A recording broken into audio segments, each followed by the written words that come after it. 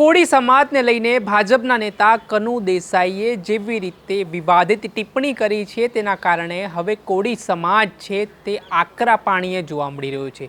કોળી સમાજના લોકોની પ્રતિક્રિયા પણ સામે આવતી દેખાઈ રહી છે અને હવે તેઓ દ્વારા પોતાનો રોષ છે તે વ્યક્ત કરાઈ રહ્યો છે અને સાથે જ ભારતીય જનતા પાર્ટીમાં જેવી રીતે નેતાઓ બફાટ કરી રહ્યા છે, વાણી વિલાસ કરી રહ્યા છે તેની સામે પણ તેમણે નારાજગી દર્શાવી છે।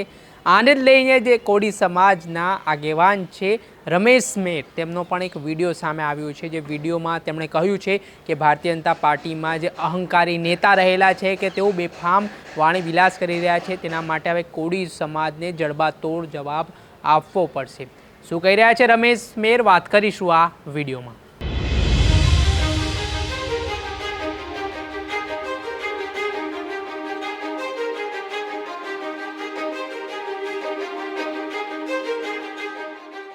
નમસ્કાર દર્શક મિત્રો, નવજીવન ન્યૂઝમાં આપનું સ્વાગત છે। હું છું ફૈઝાન। ગુજરાતમાં લોકસભાની ચૂંટણી નજીક આવી ગઈ છે। હવે ક્ષત્રિય સમાજનો જે વિરોધ છે, જે આંદોલન છે તે પૂરજોશમાં ચાલી રહ્યો છે। તે વિવાદ અને વિરોધમાંથી ભારતીય જનતા પાર્ટી છે તે પૂરેપૂરી રીતે અત્યારે બહાર આવી નથી। ત્યારે કોળી સમાજને લઈને ભારતીય જનતા પાર્ટીના નેતા કનુ દેસાઈએ જે રીતે ટિપ્પણી કરી છે તેના કારણે હવે ફરી એકવાર ગુજરાતનું રાજકારણ ગરમાયું છે અને કોળી સમાજમાં ઘેરા પ્રત્યાઘાત પડ્યા છે। આવી જ રીતે સભાઓમાં જે રીતે ભારતીય જનતા પાર્ટીના નેતાઓ છે તે અન્ય સમાજ ઉપર વાણી વિલાસ કરી રહ્યા છે, તેના કારણે હવે ક્યાંક ને ક્યાંક તેઓ પાર્ટીની મુશ્કેલી વધારતા હોય તે પ્રકારની સ્થિતિનું નિર્માણ થયું છે।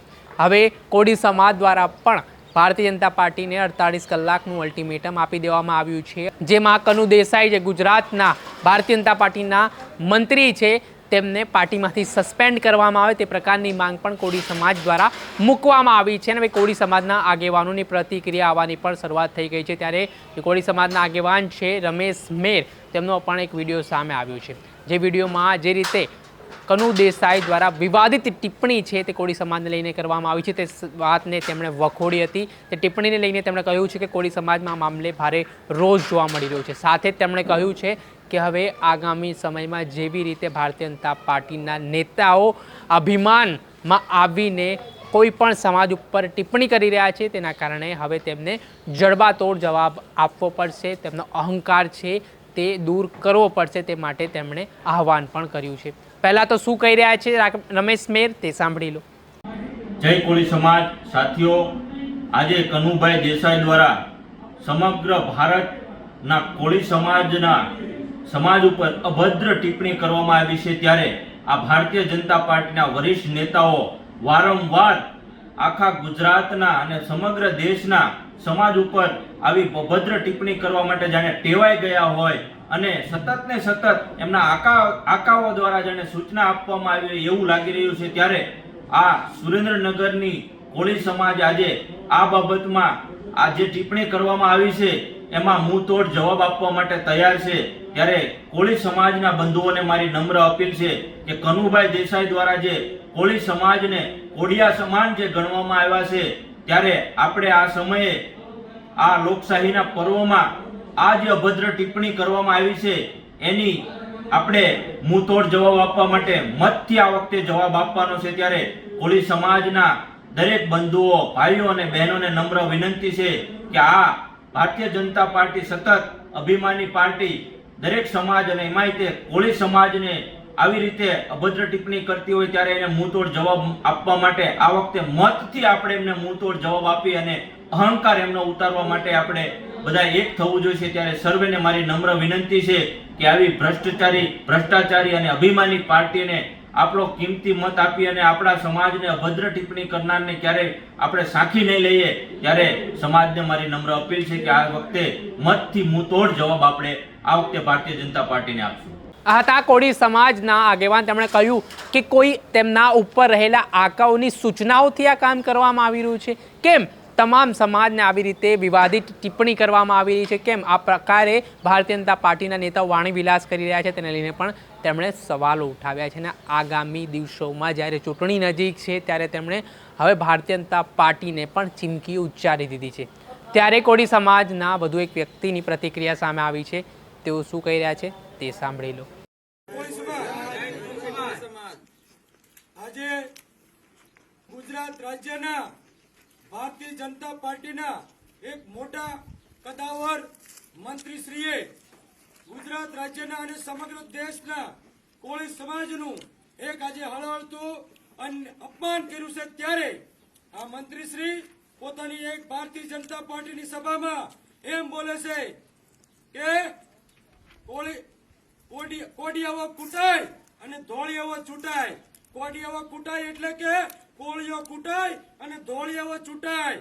એટલે આ મંત્રીશ્રીએ આજે ગુજરાત અને સમગ્ર દેશના કોળી સમાજનું મિત્રો આજે હળહળતું અપમાન કર્યું છે.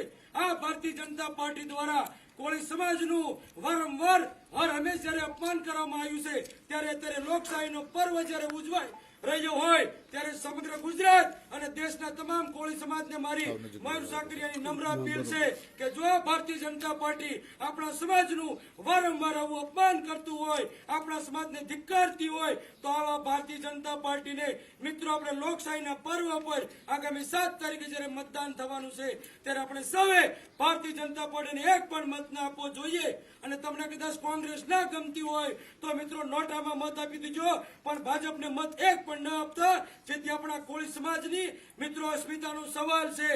જય જય કોળી સમાજ, જય કોળી સમાજ. જેવી રીતે ઠેર ઠેરથી હવે પ્રતિક્રિયા આવવાની શરૂઆત થઈ ચૂકી છે અને ભારતીય જનતા પાર્ટીના નેતાઓ માટે હવે આ નિવેદન ફરી એકવાર ક્યાંક ને ક્યાંક માથાના દુખાવા સમાન બની શકે તે પ્રકારની સ્થિતિ જોવા મળી રહી છે. પરસોત્તમ રૂપાલાના વિવાદિત ટિપ્પણીના કારણે જે રીતે ક્ષત્રિય સમાજ દ્વારા ભારતીય જનતા પાર્ટીના નેતાઓ અને કાર્યકરોનો વિરોધ કરવામાં આવી રહ્યો છે, ત્યારે કોળી સમાજ પણ હવે ક્યાંક ને ક્યાંક આકરા પાણીએ જોવા મળતું હોય તે પ્રકારની સ્થિતિ જોવા મળી રહી છે. ખાસ કરીને સુરેન્દ્રનગર બેઠકની વાત કરીએ તો થોડાક સમય અગાઉ જે તળપદા કોળી સમાજ અને ચુવાડિયા કોળી સમાજને લઈને વિવાદ થયો હતો, ત્યારબાદ હવે સુરેન્દ્રનગરમાં જેવી રીતે હવે આ ટિપ્પણી સામે આવી છે ને જે ભારતીય જનતા પાર્ટીના ઉમેદવાર છે ચંદુ સિહોરા તેમની મુશ્કેલીમાં વધારો કરે, જ્યાં ભારતીય જનતા પાર્ટીના કોળી સમાજના ઉમેદવારો છે તેમના માટે પણ આ જે રીતની ટિપ્પણી છે ચૂંટણી ટાણે કરવામાં આવી છે, તેના કારણે હવે આગામી લોકસભાની ચૂંટણીમાં આ પ્રકારનો વિરોધ છે, આ વિવાદ છે તે કેવી રીતે જોવા મળશે અને આનાથી કેટલું નુકસાન હવે ભારતીય જનતા પાર્ટીને ભવિષ્યમાં ભોગવવું પડી શકે છે તે તમામ બાબતો પર હાલ સવાલ છે. પરંતુ એક વાત સ્પષ્ટ થઈ ગઈ છે કે ધીમે ધીમે હવે જે કનુ દેસાઈએ કરેલી વિવાદિત ટિપ્પણી છે તેની આગની શરૂઆત ગુજરાતમાં થઈ ગઈ છે. દર્શક મિત્રો, અત્યાર સુધીમાં બસ આટલું. આવા અવનવા વિડીયો સાથે આપણે માહિતગાર કરતા રહીશું, એટલે નવજીવન ન્યૂઝની ચેનલને આપ લાઇક કરો, સબસ્ક્રાઇબ કરો અને વધુમાં વધુ શેર કરો. નમસ્કાર.